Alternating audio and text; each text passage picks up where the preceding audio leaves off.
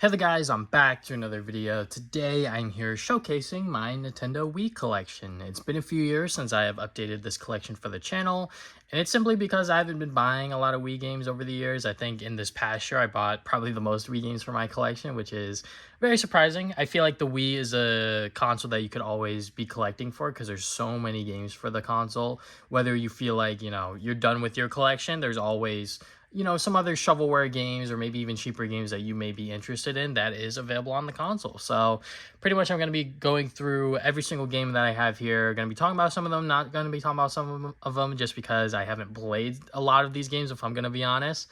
And if I did, it was like for an hour or two, like years ago. So I'm not going to remember detail for detail, like what my thoughts are on the game. So the way I'm going to format this video is that I'm going to start with the loose games first, the disc-only games, which isn't a lot. And then we're going to get into some of the bigger box games. And then we're going to get into my main collection with all the game cases, manuals, all that stuff. So first game we got here is a loose-only copy of My Sims Racing. I recently just bought this, not for $6. I bought it at a local game store that I didn't even know about. It's Brothers Grimm Games and Collectibles. I thought it was just like a card store, which is what it mainly is. Like most of these stores dedicated to like Dungeons and Dragons, tabletop games, trading card games, all that stuff. But they do have a small section of like video games in the back. So I saw this and they have half price off on all of the loose disc games, which is very understandable because I feel like when it comes to loose games, I'm very much not willing to spend high dollar on them just because I also have to go out of my way to find a case and print out the artwork. So $3, why not? My girlfriend wanted to try this out and check it out, so haven't done that just yet, but definitely gonna stop by Brothers Grimm very soon. Another game we got here is Xenoblade Chronicles. So I bought this game when it didn't have like two other re-releases. I bought it before the 3DS version was even announced, and obviously before the Nintendo Switch version came out. So I bought this at like the peak of like when it was priced at, which I think I paid like $80 or $90 for it, for just a loose copy of it because I didn't want to get a complete version of it because it was like over 100 at the time, and obviously back then I didn't have like a lot of disposable income, so I was just like, I could do $80 to check out this really great RPG, which now it's like not even worth that much, not even half of what I paid for it, which is fine. I definitely want to buy it on the Switch, obviously, because that is like the best version to play it on nowadays. And obviously check out the whole Xenoblade Chronicles series because my friend Damien, who I have a podcast with, he is obsessed with this series. It is actually like kind of crazy how much he just loves this series, so I definitely have to dive into this series one day. But from when I did play of it, it was very much like typical RPG sort of setup and whatnot, so very, very early on within the game. Then obviously I got two packing games here. Got Wii Sports, obviously a classic. You really can never go wrong with Wii Sports. If you still have a Wii at your house and you ever have friends or family over, start up the Wii U, pop this game in. It is always a fun time, especially if you have Wii Sports Resort, because obviously that just has more games. But classical Wii Sports, you can never go wrong with it. This is my original copy that I got within 2007, so got that. Then obviously Link's Crossbow Training. I always wanted the Wii Zapper, and I bought it at Kmart because they just had like a ton of them. And I obviously played this, and it was actually really, really fun. I think that this is like a great way to show off the Wii Zapper, even if it is just like a piece of plastic that you just put with your Wiimote and nunchuck into. It was a lot of fun. I definitely wish that there were more games that use the Wii Zapper more efficiently, but like I said, it really is just like a piece of plastic that really isn't that big of a deal. But yeah, that's pretty much all of my loose games that we got going on. Now let's get into the bigger box game stuff, which I only have 3 of them. Let me go and start with this one actually. So we got The Legend of Zelda Skyward Sword. This is the big box collector's edition with the Wii Motion Plus and the Zelda music CD, which I believe is in here.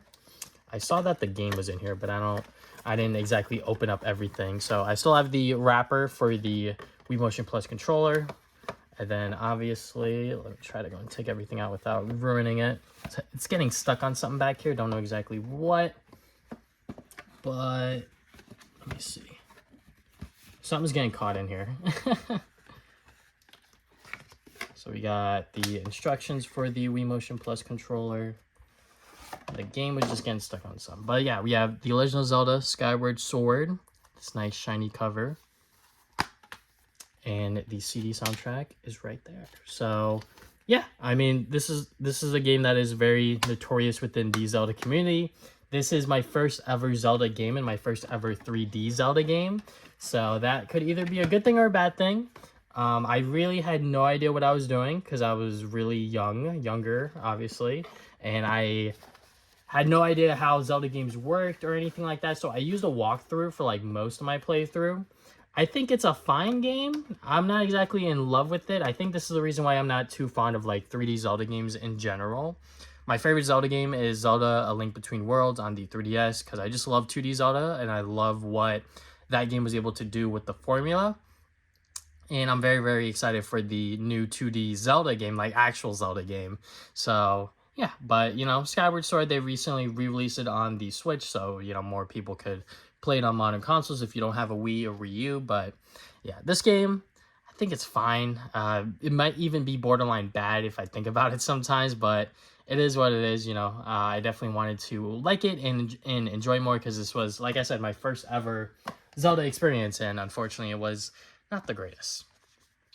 We got Super Mario All-Stars Limited Edition. Obviously, this is like a classic sort of bundle. If you had a Wii back in the day and you saw this coming out, you most likely had it. This is just such a cool, you know, big box thing that they had going on. It's pretty much just Mario All-Stars on a disc, on a Wii disc. But you have all of these like bonus things like the art booklet, that's like the history, and then the Mario soundtrack. So yeah, you know, not that bad. I think that this thing still goes for decent amount of money, not like super duper expensive, but you know, if you want to have it within your collection, it's probably a good idea to, you know, buy it now. If you want it within this box, not exactly sure how much that goes for, but definitely happy I bought that when I did.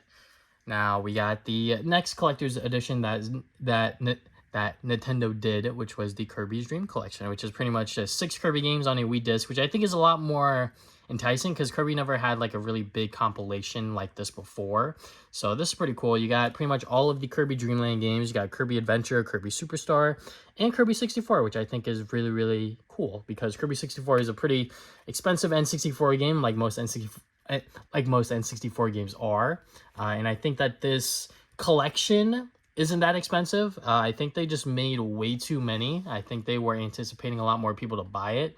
But it turns out that, you know, there's not as many Kirby fans as there are Mario fans, which is very understandable. So, yeah, like I said, same thing as the Mario edition. You got a collectible booklet and a soundtrack. So, probably the best way to play through the original Kirby games. But now let's get into the meat and bones of my Wii collection, which is pretty much everything else. So, I'm not exactly sure how long this is going to take, but hey. So, we got A Boy and His Blob. I believe this is a remake of the Wii game. I bought this at GameStop years and years ago. I played like maybe an hour or so of it. Never really got that far. So there is that. Then we got Animal Crossing City Folk. This is around when Animal Crossing was still like a new franchise to me. I didn't play New Leaf yet. New Leaf wasn't even out yet, but I wanted to try out the Animal Crossing games.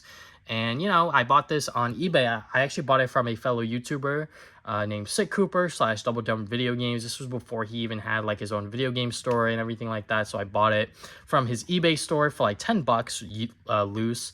This is obviously a reprint cover that I did. And the game is obviously still in here. But yeah, very, very cool that I bought it from a fellow YouTuber that was, you know, buying and selling video games. But yeah, never really got into this one. Obviously, when New Leaf came out, I like fell in love with the Animal Crossing series at that point. And then when New Horizons came out, that was like the perfect time because of, you know, COVID. Everyone was at home. Pretty much all my friends had it. So very, very cool. Avatar: The Last Airbender, The Burning Earth. This is actually a new addition to my collection. I bought it at Retro Island Gaming recently, because the receipt is in here. I bought some other stuff in there as well. But yeah, I want to buy all of the Avatar games and just play through them and do a video on them one day. But, you know, this is one of them that I don't have. I never owned any of the Avatar: The Last Airbender games, so this is the first of many to come. But looks like there's like Wii Motion controls and whatnot, so that should be interesting and fun to check out. Another game I bought from Retro Island Gaming is Boom Blocks. Boom Blocks is a pretty classic Wii game. I bought this at on clearance there, and they had like a 10% off clearance flash sale going on. So instead of $4, I paid like $3.60 or something like that. So yeah, you know, I don't mind that it's like water damage back here. It's still complete. It comes with the game, the manual, all that good stuff. So, you know, this is obviously like a very cheap Wii game that you could find anywhere. The fact that it is a Steven Spielberg EA game is very interesting. I just noticed that, but yeah, definitely want to go and try this out. I feel like if you had a Wii back in the day, you most likely had this game, just because it was like one of the very easy kids games to really see and check out. This game we got here is Code Lyoko Quest for Infinity. This is a game that I played a ton as a kid. I think my brother was also playing it as well. He was trying to beat the story mode as he was just like the better gamer than me because he was older. But yeah, we love the Code Lyoko series, and the fact that they had a game on the Wii was very interesting.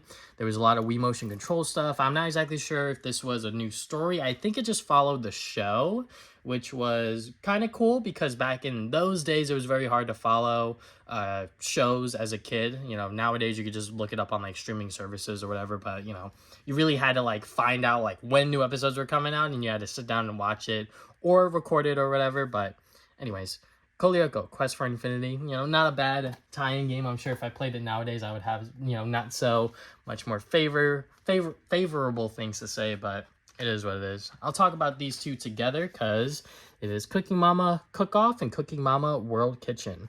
So funny thing about this game, I wanted my mom to buy this when it was like brand new. It was like $50, and like I think a week or so later it went on sale for like 20, and I felt bad. But yeah, this was like brand new when it came out, and I wanted to play it because I thought that it looked pretty cool. And you know, it's just a bunch of mini games where you're just cooking food and whatnot. So you know, you really can't go wrong with the Cooking Mama series, and obviously Cooking Mama Cook Off is just a is the earlier version of that with you know, not 3D graphics, just like, you know, 2D character models and just like the food and whatnot. So yeah, you know, Cookie Mama I feel like is definitely like a relic of like this era of the Wii and Nintendo in general, because you know, you really don't see Cookie Mama games that much these days. Next game we got here is Destroy All Humans Big Willy Unleashed. This was around the time when Damien got me into the Destroy All Humans series. So I played the games on the Wii and also the Xbox 360 game, and alongside this game. I actually never finished this one because I think I was just burnt out on the Destroy All Humans series at the time. But it's pretty much just that series just on the Wii. So that was pretty cool. The fact that they were able to, you know, bring that series onto this console. And I bought this at GameStop, you know, years and years ago. But like I said, haven't finished it. Don't have a lot of great memories with that one in particular. I think it's the one that I don't remember the most of. So, all right, next games here are Donkey Kong Country and Donkey Kong Jungle Beat New Play Control. So I'll talk about Donkey Kong Country Returns first because we're getting another version of it now on the Nintendo Switch. It's very interesting because this game has yet to die. Instead of making another new Donkey Kong Country game, they're just porting the original on the Switch. But anyways, when this game first came out on the Wii, I had so much rage-inducing sessions as a kid. I wanted to beat this game so bad because I just felt like I wanted to prove myself that I could beat a Donkey Kong Country game. And I was like, all right, well, the originals on the SNES I was already having trouble with. Let me go and try the new one that was released on the Wii. And I had so many sessions where I was just raging and just so mad and frustrated out of by so many lives. It was definitely a adventure, I will say. I think the Tropical Freeze on the Wii U, I did not have as much rage-inducing sessions. It was definitely so hard, but not as hard as this game. And when it was ported on the 3DS, I was like, all right, whatever, you know, it just comes with like a few extra things. And now the Switch version is like the complete version of the game now. So that's pretty cool. If you have yet to play this game, definitely check it out when it comes out on the Switch. I know it's like full retail price for like $50, $60, which is kind of crazy, I'll be honest. I think it should be like, you know, 40, 45 at most, because, you know, this is like a really, really old Nintendo game. But, you know how Nintendo is with their whole quality seal of approval and everything. But Donkey Kong Jungle Beat, this was actually my first Donkey Kong game, because when the new play control stuff was coming out, I was very interested in it. And this game was a lot of fun, you know, even though it is like a bunch of like waggling with the Wiimote and nunchuck stuff. I just had so much fun playing this game. I'm pretty sure it's just like a platformer kind of thing, and you just swing the Wiimote and nunchuck to do various Donkey Kong moves. And yeah, I know this game originally came out on the GameCube, but obviously with the new play control, you just get brand new GameCube control format. So yeah, had a lot of fun with this one. Definitely haven't touched it since I bought it and beat it all those years ago. So, yeah, but definitely one that I would recommend if you want a less rage-inducing experience. Let's talk about these two games together as well. We got Epic Mickey and Epic Mickey 2. These are both sealed still. I forget where I bought Epic Mickey 2. I want to say Best Buy. I think I bought this at Best Buy for really, really cheap because apparently the Wii version is like the best version of the game. They released this on like every platform, like the Xbox 360, the PS3, they had like a 3DS version that was like a completely different game. Like they just released this on like pretty much everything. And apparently the Wii version is the best version. I know it also came out on the Wii U as well, but that version was not that great apparently. So hopefully I am right on this. I'm definitely gonna do my research while I am editing to find out like which version of Epic Mickey 2 is actually the best. But I bought it on the Wii because I heard that that was like the best version of it. And then we got Epic Mickey 1. This game came out on my birthday, but I didn't buy it, obviously, because as you can see, this is a clearance sticker from Target. It was $20, and I bought it for like 10. So, the reason why I didn't buy it when it actually launched is because I just heard that there were like a lot of problems with it, and I feel like for $50, I didn't really want to buy a game at the time that was just like not doing what it was supposed to be doing, which was just provide like a great 3D platforming experience. I think I watched like the IGN review and there were just so many problems with it, with like the camera and everything like that. So I was just like, you know what? I'll just like wait for a price drop, and obviously I got it for $10 and I have yet to even open it. I'm going to open it soon so I could actually play it and, you know, check it out. But yeah, Epic Mickey, definitely want to open this, check it out, play it for myself, and see what all the fuss is about before the new remake comes out, because I definitely want to do a video on both of those games. Fling Smash. I bought this at GameStop for like $10 because it was like not brand new, but you know, it was like a pretty clean copy. It came complete with like the big fat manual with the Club Nintendo inserts. Rest in peace, Club Nintendo. But yeah, this was like the first game to really use Wii Motion Plus, and it was just like a big ass tech demo pretty much. And yeah, I played like maybe like an hour of it, maybe not even. I really just wanted it to have it within my collection because it was a cheap Wii game and it was complete, and this was like a first party Nintendo game. So I was like, yeah, sure, why not? Let me just go and add it to the collection. Fortune Street. I forget where I bought this from, but I remember I bought it brand new, really cheap, and I remember watching the Game Grumps play this on their channel like years and years ago, and I was like, what the hell is this game? I've always seen it, but it has like Dragon Quest characters with Mario characters. It looks like Mario Party. It's not really Mario Party. It's kind of like Monopoly, kind of. You're like buying properties and doing investments and all that other stuff, but you got Mario characters and Dragon Quest characters. So, you know, this is like a crazy like mashup. This hasn't been re-released on anywhere else. So if you have a Wii or Wii U and you want like another party game that is outside of like the typical Mario Party stuff, definitely check this out. I think that this definitely brought like a few great fun play sessions with me and my friends. So, you know, definitely something to mix things up, especially if you have, you know, like I said, friends, family over a lot and you played the Wii/Wii U. So definitely a fun old time.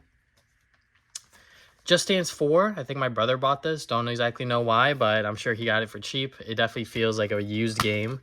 But yeah, just got Just Dance 4. There's like a bunch of Just Dance games on the Wii. Kirby's Epic Yard. This was one of the few games that I pre-ordered at Plan Trade, and I picked it up, I think, close to like launch day or whatever. But yeah, this is like a great Kirby game. You know, it's definitely weird. It's definitely not like the typical Kirby games where you have like the sort of power-ups and transformations and all of that stuff. You don't really have that going on. You got like the parachute, the tank going on here. You know, definitely like not a traditional Kirby game, and obviously it doesn't look like one.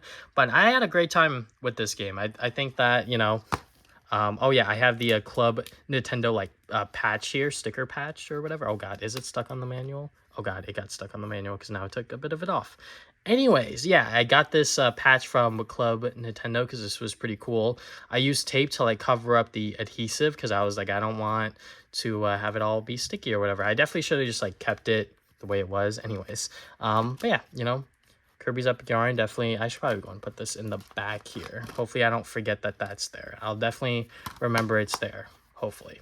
Anyways, yeah, Kirby's Epic Yarn. If you haven't checked this game out yet, definitely check it out. Don't check out the 3DS version because I hear that that one's not as great. They do a lot of things to change up the gameplay for the worst, actually. So if you can play it on the Wii, definitely check it out because it is definitely one of the more unique Kirby spin-off games.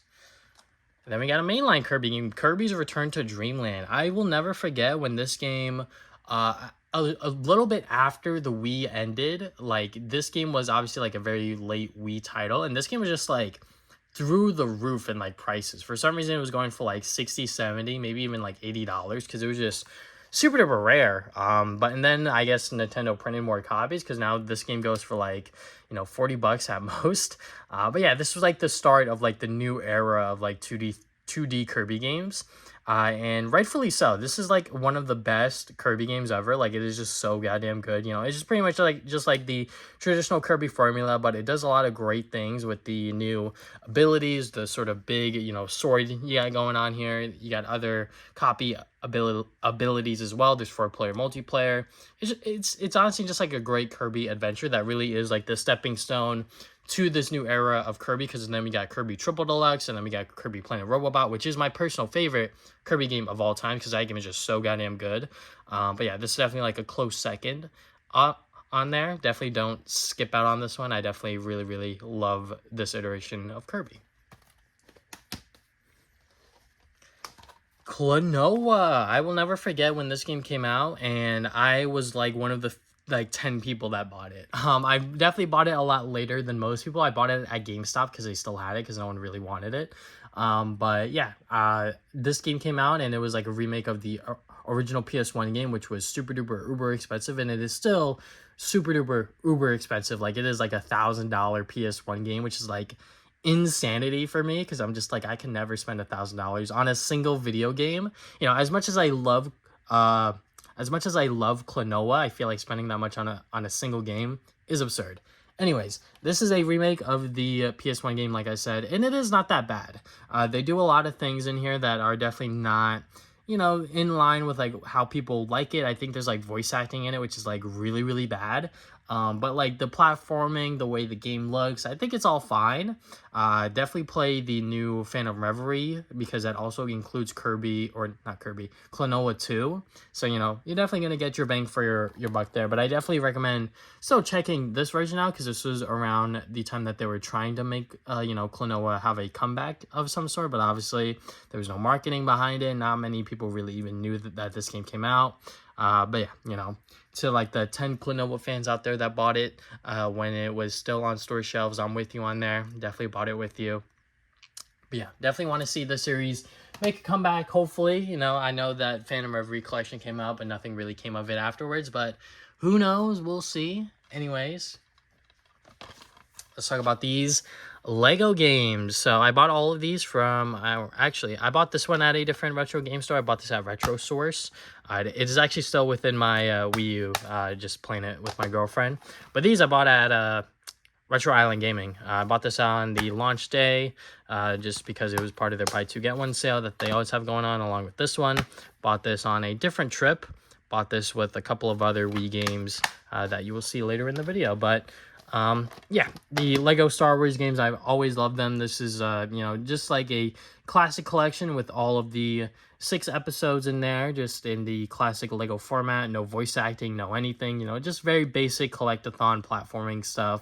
It's fun, you know, it can honestly never get old with these Lego games. And then with these two, I've actually have not played these yet. I've always wanted to try out Lego Indiana Jones 2 because it's such a weird game because it came out so close to the first game coming out, but then the 4th movie came out, and then they were like, oh, we need to make another Lego Indiana Jones game with that movie in it. So then they just remade it all. They just included all 3 movies again along with the new one, and then there's like certain gameplay things that are like slightly different. So that'll be interesting because I 100%ed the original game on my PS2 way back in the day as a kid. So I'm curious what they did with this game that made it so different. And then obviously Lego Star Wars 3 is just the Clone Wars, you know, spin-off TV show. Yeah, you know, I love the Clone Wars, I could go on and on about it, which I might talk about it later because there's another Star Wars game that I have that is related to that series. But yeah, don't know exactly if this is based on the movie or the actual show, but I'm sure I'll find out once I actually play this game one of these days. I'm going to put these up here, put that over there. This game we got here is Mad World. So I bought this at a local game store years and years ago. They're still open, but I haven't visited them recently because they're kind of ghetto in a way. Like, you know, I don't know if you could tell, but this is like a water damaged cover here. It does come with the manual, which is kind of surprising. But yeah, the game worked. I definitely had, you know, a good hour or two with it. This is just a really stylized Wii game, you know, black and white, comic booky look. It's a lot of blood, gore, violence. Not exactly sure how I would describe it. I'm not sure if it's like a beat 'em up or just like a typical action adventure game, but yeah, this is definitely a relic of the Wii because there's not a lot of M-rated games, and this is definitely one of the better ones out there. So yeah, definitely want to go and try this game out again soon, and you know, actually see like what this game is like, because it was also developed by Platinum. Like that is like pretty dope. So got that there. Now we got the Mario and Sonic games. So yeah, with the recent news of that, pretty much the Olympics have ended the Mario and Sonic partnership with the game tie-ins, which is why we don't have a Paris game. I went on a mission to find every Mario and Sonic game at Too Many Games, and obviously I found Winter Games. I didn't find London because that's the last game that they did on the Wii. But yeah, I bought this game at launch for like $50 at Toys R Us. I still remember that day that me and my brother and my mom, we all went to Toys R Us and we bought this game because me and my brother, we loved Mario and Sonic growing up. I still love Mario and Sonic, obviously. Him, not so much, but yeah, still remember going into Toys R Us and buying this game because, you know, it's a goddamn Mario and Sonic team up. Even though it is the Olympics and it is just a bunch of mini games, it is pretty cool to see both of these characters within a single game under a single, you know, property kind of thing going on here. So super duper dope. Really did enjoy playing this one back in the day, even though I was like a little rage inducing kid. But with the Olympic Winter Games, I have no nostalgia for it. All I know is that, you know, it just has winter events. It's a sequel to it. So yeah, I definitely want to check all of the Mario and Sonic Olympic games out now that we know that there's going to be most likely no more in the future. We got Mario Kart Wii. My brother bought this way back in the day when it was actually just came out. He went to the mall with my mom and he came back home with this game. I was not following gaming news at all because I was just so goddamn young, and I was like, oh shoot, Mario Kart. I don't know what Mario Kart is, but you know, it's just you know, Mario and Luigi, you know, sitting in invisible cars here. Definitely a weird choice for a box art going on, but yeah, definitely my first entry into the Mario Kart series was a good one. I definitely still enjoy playing through Mario Kart Wii sometimes, every now and then, obviously, because Mario Kart 8 Deluxe is like the best version of Mario Kart by far because it just improves and refines so many things. But, you know, can never forget where I personally originally started. And yeah, you know, first Mario Kart to also have online play, which is pretty cool. So yeah. And there was like 20 different control formats that you could do as well. You know, the classic controller, GameCube controller, obviously with the Wii remote by itself, with the motion controls, obviously. So yeah, a lot going on there for Mario Kart Wii. Mario Party 9, one of my recent pickups at Too Many Games. I bought this for like $35 because I was like the perfect price for it for me personally. You know, I saw this game going for like $60, $70 earlier this year, and now it's down to like $30, $40. So yeah, very happy that I got it for that price. Even though this is like the start of the end of like the Mario Party series, you know, it is definitely cool to go, you know, have it just because we're probably never gonna get another Mario Party game like this where like you're all in a car. Which, like, I don't know why this image is so goddamn pixelated. But yeah, you're all in a car. You guys are going for, like, mini stars or whatever. Like, it is just, like, a different way of playing Mario Party. Because this was the first one after Hudson Soft has, like, shut down or whatever. So Nintendo was just like, all right, we'll make Mario Party, but we're gonna like try like our own thing. And obviously like that didn't work out for like years and years and years. It seems like now that they're getting back on track with this series with the newest release of Jamboree looking very promising. So very excited for that game. Hopefully that one delivers. But yeah, Mario Party 9, definitely excited to have that in my collection. I was also looking for Mario Party 8 at the convention, but I never found it for like a really good price that I really wanted it for. But anyways, Mario Strikers Charge. Super Mario Strikers on the GameCube is like one of my favorite Mario sports games ever. So when we got this one on the Wii, I think we bought it at Sears. When we got this one, I was pretty excited because I was like, okay, yeah, like this is like, you know, a sequel to it. And it's fine. You know, I'm not exactly sure what's missing from the original game that was lost in this one. But this game, I don't know. I was just not having as much fun. I was also rage inducing as well. Like I was just so mad at like the NPCs because I think I'm gonna be honest. I think I was just terrible at it. But yeah, you know, it's just Mario Strikers on the Wii. You know, nothing crazy, nothing too special. There's also motion controls and like pointing with the Wii remote in there as well. So yeah, Mario Soccer. How can you go wrong there? Mario Baseball, though, Mario Super Sluggers. I remember playing this game at my cousin's house and just having so much fun with it. I was like, okay, yeah, like this is a great Mario sports game. So when it went to Nintendo Selects, I was like, okay, yeah, like this is like the perfect opportunity for me to buy this game because I bought this during a Toys R Us sale. It was like buy two get one. So I bought 3 Nintendo Selects games. It was this game, and then the 2 other games. It was Mario Galaxy and Zelda Twilight Princess, and I was like, that's like a banger $40 to like spend there on like 3 great Wii games. So very happy to do that because, you know, like I said, I played this at my cousin's house. I had so much fun with it. I actually haven't opened it and like played it since I bought this. So, you know, definitely want to, you know, maybe one day I'll have some friends over, you know, we'll try out some random Mario sports games, Mario Party, all that stuff. So we got Metroid Prime Trilogy here. So yeah, this game I bought used at GameStop for like $50 to $55 or something like that. This was around the time when GameStop, you know, even if they had like a super duper expensive game, they would never go above like what it was originally marked as. So I think, you know, it was around like the $50 range, and I was short on a few bucks, and my friend Brian, he actually spotted me like, you know, some cash. You know, it obviously, oh yeah, here's the original receipt. Oh my God, I didn't even notice that this was in here. So I bought this on June 16th, 2012. Bought it for $54. I saved $6 with my membership. But yeah, it's missing the manual. Obviously, the original slipcover is not here. But yeah, the fact that I even have the original receipt in here is like kind of crazy. So obviously, I paid with cash because what else was I going to pay with? Oh yeah, I think the Pokemon Diamond isn't mine. But yeah, definitely interesting that I still have this original receipt. It's so crazy to me that I even kept this in here. But yeah, anyways, yeah, paid like $54, it looks like. So yeah, definitely not as expensive as it is nowadays, because for some reason Nintendo was just like, all right, we can't print these steelbooks anymore, so we're just not going to print the game anymore. I think they did print some copies within like a generic like Wii case or whatever, but that wasn't even for like that much longer. I feel like that this game should have had like a lot more copies. Obviously, if they just released Metroid Prime 2 and 3 on the Switch, we wouldn't have a problem with this, you know, collection being so expensive anymore. But yeah, you know, definitely need to try out the Metroid Prime series still. It's one of the many series that I haven't gotten into yet, even though I have a lot of games for it. Just, you know, never found the opportunity to really sit down and like really enjoy the series or whatever.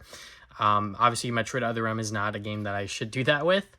This was a very interesting entry within the Metroid Prime series. It went for a lot more story-driven approach to it. There were definitely 2 ways to play it. You had the third-person mode and also the first-person mode, which was kind of interesting. It was definitely doing a lot of things at once. I just didn't nail it from my understanding. So yeah, Metroid Other M. I bought this like brand new at GameStop. Like they had like a bunch of sealed copies, and I bought this brand new for like $10. It was like so crazy. I was like, okay, yeah. So this game definitely did not do so well, but you know, got it for brand new. I was like, yeah, sure, why not? Let me just go and add that to the collection.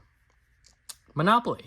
Monopoly is obviously a classic board game, and I bought it on the Wii in case my friends and I ever wanted to play it, because this is probably like the most simple way to do it, other than obviously busting out the board and everything like that. This game just obviously automatically does it for you. So I know that there's a new one coming out for the Switch, PS5, and Xbox Series X/S. So maybe I'll buy that one, maybe I won't. We'll see. But yeah, Monopoly. Next games we got here is Naruto Clash of Ninja Revolution 1 and 2. So, Clash of Ninja Revolution, this was one of the many Wii games that we had early on within our library. Me and my brother were big Naruto fans growing up because of the YouTube AMV community. If you guys know what I'm talking about, anime music videos back in those days, you had a bunch of like people slicing up like anime clips with Dragon Ball Z, Naruto, with like Linkin Park and a bunch of other rock music. So, Naruto was the anime that really got us into, or that was our way to get into Naruto. And obviously, the games was also another way for us to get into the series because it told us the story and everything like that. And these games are actually not that bad. I had a lot of fun playing these growing up. And, you know, when I got Clash of Ninja 2, or Clash of Ninja Revolution 2, this pretty much capped off the rest of Naruto with the whole, you know, end of the arc with Naruto versus Sasuke and everything like that. You can see that within the third screenshot all the way down there. But yeah, I remember buying this game at Toys R Us. I think that there was some sort of sale going on. It was like buy two, get one. And my dad, he took me and my brother there like late at night. This like never happens. We don't normally go to, obviously, you know, retail stores that late. So I was like, okay, yeah, like they have this sale going on. And my dad was like, you want to go now? I was like, yeah, sure, why not? So yeah, I bought this game and I think two other games. I don't even know what those games were, but I still remember getting this one because I saw it in like the glass case or whatever. So yeah, back in those days, you know, shopping at Toys R Us, buying games, nostalgia for me personally.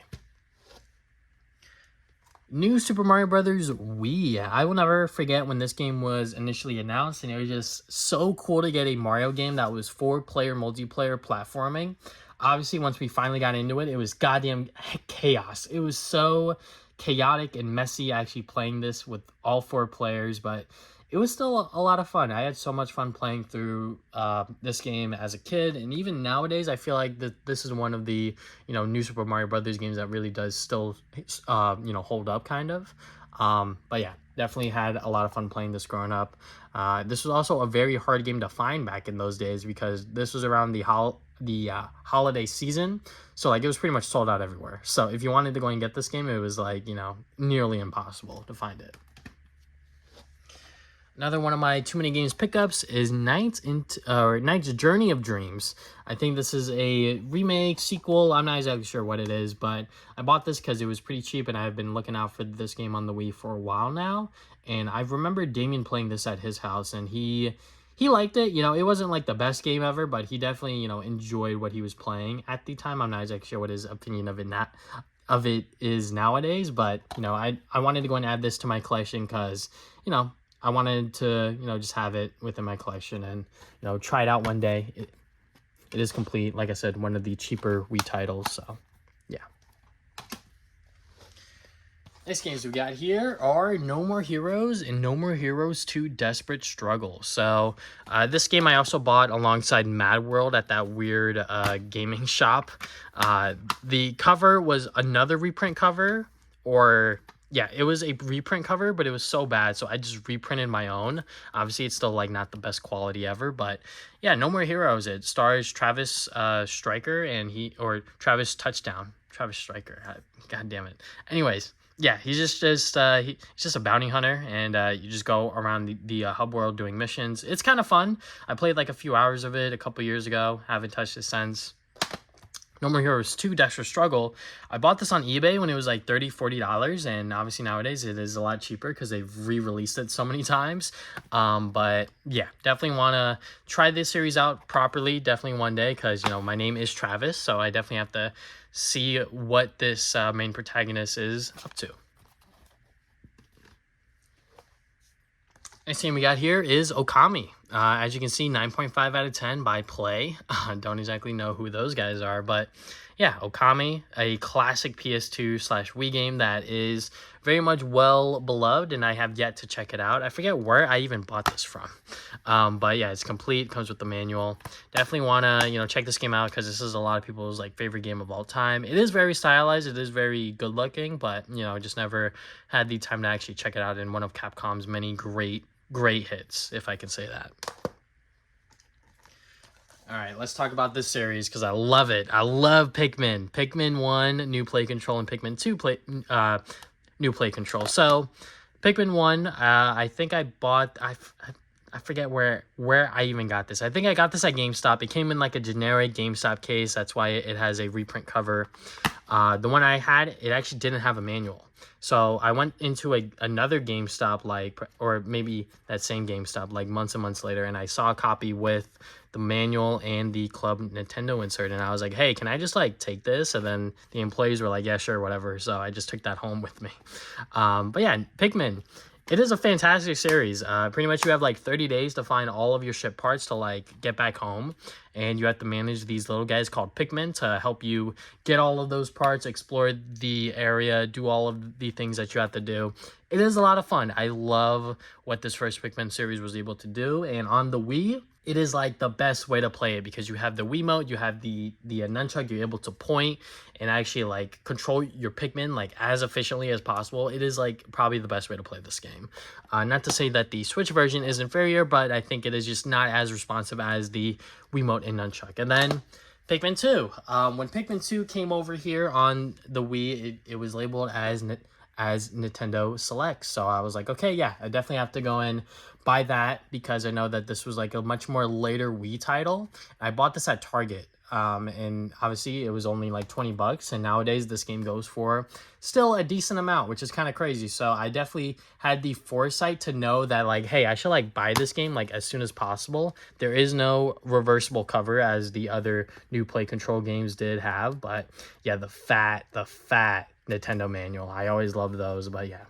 Love Pikmin. Pikmin 2 is not that great just because it does a lot of different things with like the dungeons, and they're all randomized and they're not exactly uniform, so it causes a lot of frustrations when you are playing the game because your Pikmin could just die randomly to like stupid BS things that are happening within those dungeons. So yeah, but you know, still I love Pikmin. Pikmin 4 especially is like one of my favorites ever. I think Pikmin 3 is still like might still be my favorite. I always flip-flop between Pikmin 3 and Pikmin 4 because they both are really, really great games. But Pikmin 4 definitely is like the most refined one out of the 4 games. Punch-Out! Punch-Out is a game that I saw, once again, my friend Damien play. And once I had the opportunity to buy it myself, I saw it at GameStop and I bought it. This one doesn't have a manual, so I definitely have to hunt that one. But yeah, Punch-Out is a fantastic sort of pseudo-sequel remake of the original game. And it is a lot of fun. I think that Punch-Out as a series, you know, it doesn't do a lot of, you know, interesting things, if you will, like gameplay-wise. But it is just such a fun series to just play. I definitely want a new Punch-Out game one of these goddamn days if Nintendo wants that to happen. But yeah, you know, this is definitely a game that you should definitely check out just because it is not on anywhere else. It's not even on Switch or anything like that. So yeah, and it still goes for like 30-40 bucks, which isn't that expensive because I think you know, years and years ago it probably would have went for a lot more. But anyways, now we got the Rayman Rabbids games. So we got Rayman Raving Rabbids, we got Rayman Raving Rabbids 2, and the third game, TV Party. So these two I recently just bought at Retro Island Gaming. I bought these for part of like their buy two get one alongside Lego Indiana Jones. So I just needed to, you know, fill out that buy two get one sale. Don't exactly know what these games offer. I'm sure it's just a bunch of more mini games featuring the Rayman and Raving Rabbids. But this first game, obviously, this was another one of those early Wii games that I think pretty much everyone had. Like, I feel like everyone had this game, whether it was this game, Boom Blocks, and obviously Wii Sports. I feel like that was like the dynamic trio of like early Wii games to have. It sucks that this is sort of like what Rayman has become, and we haven't really seen him appear in his own series in a long time. But yeah, you know, this is, you know, a decent series, I will say. I'm not going to say it's like anything extraordinary or, you know, better than the original Rayman stuff, but, you know, it's cute, it's fun, you know, just like a bunch of mini games, like I said. So yeah, nothing too crazy there. And then we also have another Rabbids game. We got Rabbids Go Home. This is like one of the first just like Rabbids games.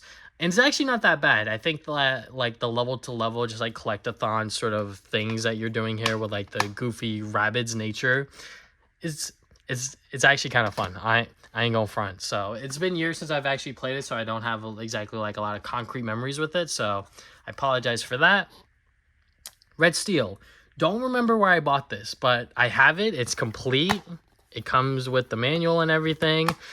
This is another one of those sort of like much more mature Wii games out there. It uses the Wiimote Wii motion controls not as well, because obviously, this was before Red Steel 2, which improved pretty much everything because of the Wii Motion Plus. But this is obviously like a big stepping stone for the Ubisoft series. Now we got a bunch of Resident Evil games. So I've had Resident Evil 4 for a while. I bought this at a Goodwill, actually. I found this at a Goodwill for like $10, and I was like, oh, okay, I'll buy that, because that's pretty much like pretty much where that game is price-wise, and I don't have any version of Resident Evil 4 at the time. I just recently bought it on the PS2, because I was like, sure, why not? Because I want it, pretty much every version of it, because I recognize that this is like one of the greatest games of all time. Even though I haven't finished it and like fully played it, it is like a really solid game that really has like a very satisfying gameplay loop, and a pretty interesting story that may not make sense all of the time and may be goofy as well. But yeah, I played like maybe an hour or two of it, not that much, but enough to really like understand like what the game is trying to do here. And I watched my girlfriend play the remake a lot because she loves Leon Kennedy, because who the hell doesn't?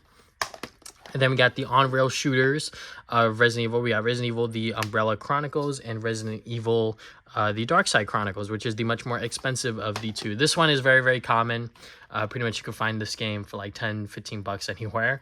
But this game, obviously, it has Leon Kennedy. And I think this is supposed to be like a pseudo sequel to like Resident Evil 2, which is kind of weird. But yeah, pretty much another on-rail shooter experience featuring Leon Kennedy. Haven't played it yet, haven't popped it in yet, but it is compatible with the Wii Zapper, so definitely have to try that out with it one of these days. Got that. Now we got Rhythm Heaven Fever. I found this at GameStop for like 40 bucks way, way back in the day. Obviously, this game goes for so much money nowadays because Rhythm Heaven as a Nintendo series is so starved for content that the older games have just gotten much, much more expensive. Like, I remember I bought the DS game for like 15, 20 bucks. Now that game's like so much money. But anyways, when I played this game originally, I did not listen to music. I had no sense of rhythm, so I was just straight up terrible. I was awful. I'm not even gonna front. But I feel like if I were to play it nowadays, I would definitely be a lot better because I play a lot more rhythm games, like Fortnite Festival and all that stuff. And I actually listen to music. So, I would probably get a better sense of like, the rhythm stuff and like actually being on beat. Because when I played this game, I was terrible. I was straight up awful. I'm not even going to lie. But I recognize it is a great series. It is a lot of fun. So I definitely have to go back into it one of these days. Samba de Amigo. I think that this is one of the games that my brother bought because I don't really have a lot of strong memories with it. But, you're just using the Wiimote nunchuck to do, like, rhythm-based games. That's about it. This was also one of the games that first featured the pay-and-play stuff. It pretty much had, like, DLC, which was kind of cool. Obviously, you can't access it nowadays, but, pretty cool that it had that feature to begin with. Sin and Punishment Star Successor. I bought this game brand new for like $10, $20. I forget where, but this is around the time when pretty much no one cared about this game. This is like one of the many Nintendo series that they've just forgotten about, but they just randomly made a sequel to it for the Wii. It is a on-rail shooter, and it is very, very good. I haven't played it since I bought it all of those years ago, but I know that a lot of people have high praise for this game in particular, which is kind of crazy. It is very, very weird that people actually do enjoy this game a lot. Definitely gonna have to, pick it up one of these days again and actually try it out for myself because this game is not that long. I just haven't actually, sat down and played all of it. Let's talk about these games together. We got the Sonic Storybook series games. We got Sonic and the Secret Rings, Sonic and the Black Knight. So Sonic and the Secret Rings, I've actually never finished it. I actually had to get Damien's brother his save file and to actually play the final boss because the final boss is like pretty cool. But I just never got around to like finishing this game. I forget where I bought this. I think I might have bought this at like Costco or BJ's. I forget. But yeah, Sonic and the Secret Rings, it is very notorious as like one of the worst Sonic games ever just because of the motion controls and everything like that, which I agree. It's definitely not the best. Definitely within the bottom 5, bottom 10, somewhere around there. So yeah, definitely not a fun Sonic game at all. But Sonic and Black Knight. This is one of my many guilty pleasures within the Sonic games. I love this game. This is like when I bought this at GameStop when it came out, and then I went home and played it. I just had so much fun with it. I don't know what it is. I think I just love Sonic with the sword, like just that concept in and of itself. And then the gameplay where you're just swinging the goddamn Wii remote all around to like do like the sword combinations and whatnot. I don't know. I was just having a lot of fun with it. Obviously, I haven't played it since, but I definitely enjoyed my time with it. And I think if I were to revisit it today, I still would have like a ton of fun with it, even with it's like 20 different problems and whatnot. I just had so much fun going around every single level as Sonic, you know, swinging my sword around, you know, just slicing up enemies, uh, beating boss fights, all that stuff. And also the final boss with like Excalibur. Oh my god, bro. Like that was such a cool moment for me because I was like, oh my god, he's like going super Sonic, but like with the gold knight armor. Like it was just so cool. Now we got Sonic Colors. Obviously, this is one of the main Sonic games from back in those days where it was like, okay, yeah, now they're actually like listening to the Sonic community a little bit, where people were like, okay, Sonic Unleashed is good, you know, like just like the Dame type stages, which me personally, I like both levels. I even like the Warhog stuff, even though it doesn't fit Sonic as a character. I had fun with those levels. Sonic Colors pretty much just goes all in with just like the 3D speed formula stuff, and it was pretty good. I think when I replayed it on the PS4 with the Sonic Colors Ultimate, I didn't like it as much. I'm not exactly sure if it was just nostalgia blinding me back then, but after replaying it recently, I was like, okay, yeah, like it's still a good Sonic game, but maybe like not like one of the best, like maybe not within like my top 5, but it is still like a good time all around. I think that it definitely does get a lot of things right within the boost formula. So yeah, you know, definitely very, very cool. And also it was just a exclusive on the Wii for some reason. I don't know why. They just made it a exclusive on the Wii, so that was pretty cool. Then we got Sonic Rider Zero Gravity. This was not an exclusive, but I bought it on the Wii because it came, or it had like Wii motion controls or whatever. And I remember this game being kind of hard to find because everyone bought this on the Wii instead of the PS2 version. Pretty sure the PS2 version might have just been worse. I could be wrong there, but yeah, Sonic Rider Zero Gravity, it wasn't even like that great of a game anyways. I just like the Sonic Rider series, and this was the sequel to it. So yeah, I mean, it's not that bad. It's pretty cool.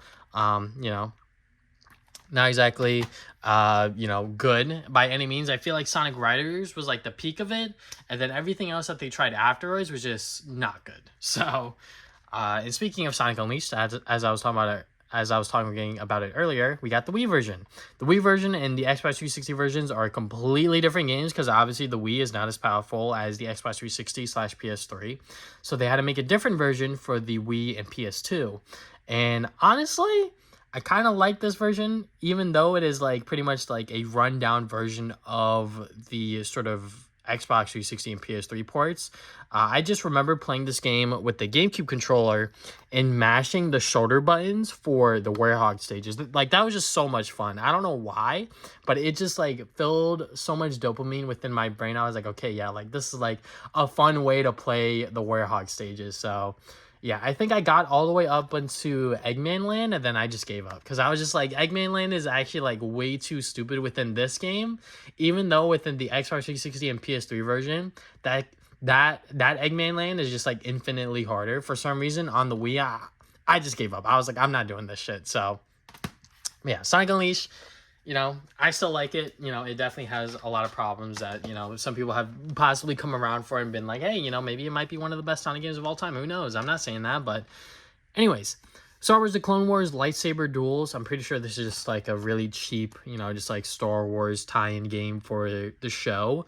I always saw this game and I always wanted to check it out and play it, but I never did. And then I randomly bought it and I still haven't played it. So yeah, I love Star Wars The Clone Wars. It's probably like my favorite Star Wars thing ever. It just does so many great things for like a kid's show. It does a lot of great storytelling between Anakin, Obi-Wan, Ahsoka. Like they all have great individual stories because this is like a anthology series. There's just so many great stories in there, and I just love what they did with it. And obviously, like the when it came back for like the final season to like tie everything together, I was like, okay, yeah, like this is like by far one of the best Star Wars things ever. I can't really say much about this game, but yeah, I just wanted to talk about Star Wars: The Clone Wars. That's pretty much it. Now we got Super Mario Galaxy 1 and 2. What can I say about these games that hasn't already been said? My experience with Galaxy 1, like I said, I bought this during a buy 2 get 1 free sale at Toys R Us with the Nintendo Selects titles. And yeah, I had a lot of rage-inducing sessions with this game because I was just terrible at it. I initially borrowed it from my friend Damien, I think, to like play it and like check it out. And I was not great at this game. I was so goddamn bad. But when Mario Galaxy 2 came out, which I think is just like the better game overall because it gets rid of like the, like random hub world stuff. You could just open up the world map and then just go from level to level. It has Yoshi in it. The new power-ups in here are pretty cool. Like the Rock Mario, Cloud Mario, all that stuff.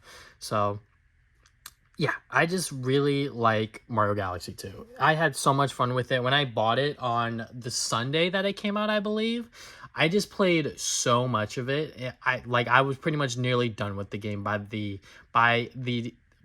time I was done with it that Sunday night. I was like, okay, yeah, like I think I'm like almost done with it. So yeah, so goddamn much fun. I wish it was on the Switch so I could replay it much more efficiently.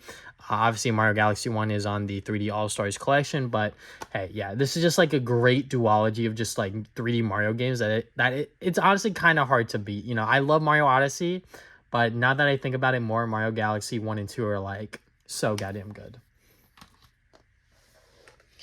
Now we got Super Monkey Ball Banana Blitz. I randomly bought this at Too Many Games because I saw it there. I didn't even know that they had a HD remake of this or whatever, but I just bought it on the Wii because Damien said that he had a great time with this one. So I was like, yeah, sure, why not? I'll buy it for like $10 or whatever. So yeah, just bought it for that reason. Don't really have much else to say. I mean, it's Monkey Ball. If you know what Monkey Ball is, you know what to expect. Super Paper Mario. So yeah, I bought this back in the day at GameStop for like $40.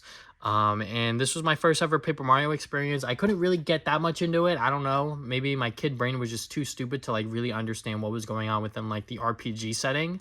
I would get lost a lot. I wouldn't have no idea what the hell's going on because I think I just wasn't reading the dialogue because like I said, dumb kid brain. So yeah, that's pretty much it. Don't really have much else to say other than I was just a dumb, stupid kid that didn't understand what a RPG or Paper Mario was. Super Smash Brothers Brawl. Obviously, this was like probably one of the most hyped games back in 2008. I mean, so many people were anticipating this game because this was a sequel to Smash Melee, which was like a great Smash Brothers game. And then this game comes out, which wasn't that great for like the competitive scene, but it does a lot of great things with like the Subspace Emissary, the story mode. Like that was like one of my best memories with this game was waking up every single weekend morning with my brother and just playing Subspace Emissary with them. Obviously, the many endless play sessions that I had with my friends over at Damien's house and even at my house, like just playing this game was just a lot of fun, And obviously, this was like the first one to include like a bunch of really insane third-party characters like Sonic and Solid Snake, like say what you will about Smash Brothers Brawl, it's not that great from a competitive standpoint, but I feel like the game itself definitely was a big stepping stone for future Smash Brothers games in terms of graphics, in terms of rosters, all that stuff. So, yeah, Smash Brothers Brawl, you can't really, go wrong with it. Tatsunoko versus Capcom Ultimate All-Stars. So, yeah, I remember when this game came out, and I just had a lot of fun with it. Even though I'm not, like, a big, like, 2D fighting game kind of guy, this game had a lot of just, like, special finishers and a bunch of really weird mechanics that just was able to get me, like, super duper into it. It was just a lot of fun. I think that this is a game that Damien rented at Blockbuster, but I personally bought it because I was just like, this is just a fun game that I just want to have in my collection. I don't know much about Tatsunoko. Obviously, the Capcom side of things, you got Mega Man Legends, you got Beautiful Joe. Frank West was pretty cool. I was like, okay, yeah, like I am in for this wacky roster of characters that they got going on here. So next up, we got TMNT Smash Up. It even includes the limited edition comic book. I did a whole video on this when I first started my channel, and I think I see the original GameStop receipt back there, so I'm going to go and pull that out because I didn't even know that this was back here. So let me go and pull this out. So I got the original GameStop receipt. I haven't looked at this in years, obviously. Let's see, obviously GameStop at the mall. So I bought this alongside DJ Hero and Guitar Hero on Xbox. I think those were my brother's games that he wanted, but yeah, I bought this game for $16.19. bought it with cash. Yeah. And I bought this on May 28th, 2012. That is insane. The fact that I even have this original receipt in here, it's kind of funny. So anyways, this is pretty much just a Smash Brothers clone with Team NT characters. It has the 2007 movie art style, which is kind of interesting because at this point, this game came out in like, I guess in 2007, 2009 or whatever. You know, we were pretty much way beyond that movie's existence, but they were still using the art style for it, but it's fine. You know, it's pretty much just, like I said, the Smash Brothers clone with the Ninja Turtles. Next up, we got Tetris Party Deluxe. I love Tetris, and I thought that this would be a fun multiplayer game to have with me and my friends. I was wrong because I hated this, but still, I love Tetris. You know, if my friends ever want to go and replay this, we can because I still have it, obviously. But yeah, pretty much Tetris multiplayer fun. All right, we're getting down to the wire here, down to like less than 10 games. We got the Conduit Special Edition. I bought this from Pete Dorr. He is a pretty much a long-time YouTuber, game collecting, gaming YouTuber. He's pretty much the one that got me into like pretty much everything I like when I was getting into like gaming and Sonic the Hedgehog. Like he was the guy that I was watching a ton. And the fact that I got this from, whether it's from his personal collection or a game that he just bought within like a lot or whatever, that is very special to me. And I bought this from him at one of the Long Island Retro Gaming Expos. He did a booth there, and I was looking through the Wii games, and I think he did like 10, 15 bucks for this. And I was like, okay, yeah, cool. And I got a picture with him. That was like one of like the greatest things ever, because obviously like I met him before at the first ever Long Island Retro Gaming, but I didn't get like a photo with him because I was like too nervous or whatever. I actually got like a little Sonic 15th anniversary statue from him. He said that it was broken, but he gave me like a fair price on it because I've always wanted that statue, and two, it was also from his personal collection, you know, as well. Like that is also very, very special to me. But yeah, the Conduit. Speaking of the game itself, it is complete. This is pretty much one of the premier, I guess, like first-person shooters that they had at the time. Obviously, it didn't really go anywhere. But yeah, it was like a pretty cool like shooter game on the Wii. I remember that much. And it even spawned a sequel. So House of the Dead 2 and 3 return. This is pretty much a on-rail shooter just of the arcade games on the Wii. So, yeah, I'm sure if you've been to like Dave & Buster's or like one of your local arcades within your area, you probably have seen House of the Dead. And yeah, this is like a really great compilation. I haven't played it yet myself, but you know, I know that this is just a good collection of games to have. The Legend of Zelda Twilight Princess, the third game from the buy two get one sale that I did at Toys R Us with Mario Sluggers and Mario Galaxy. So yeah, I didn't play this game a bunch. I still want to get into 3D Zelda, but for some reason when I was playing it, I just wasn't that into it. I think I definitely have to do like a big restart on like 3D Zelda games because I feel like I'm missing out on, you know, a bunch of great games that people always, you know, praise and love, but for some reason I could just never get into them. And Twilight Princess is well regarded as some people's favorite Zelda game of all time, which I understand because of its themes, and it's definitely very interesting story. So yeah. Next game we got here is Wario Land Shake It. This is a reprint cover that I actually did at Damien's house. I actually just went to his photocopy machine and took his cover and just reprinted it. This is like a little bookmark that I got. This is like a promo bookmark of like Wario Land Shake It. It's like pretty crusty and wrinkled up because I would always do this during class. But yeah, Wario Land Shake It. This is a 2D platformer featuring Wario. Didn't play a lot of it. Definitely want to jump back into it because this is like a very, very good game. It is very stylized. It looks very, very good, like from a art style standpoint. Just have never really gotten into it super duper much for me personally. WarioWare Smooth Moves. This is a game that I've always saw at GameStop and I always wanted it.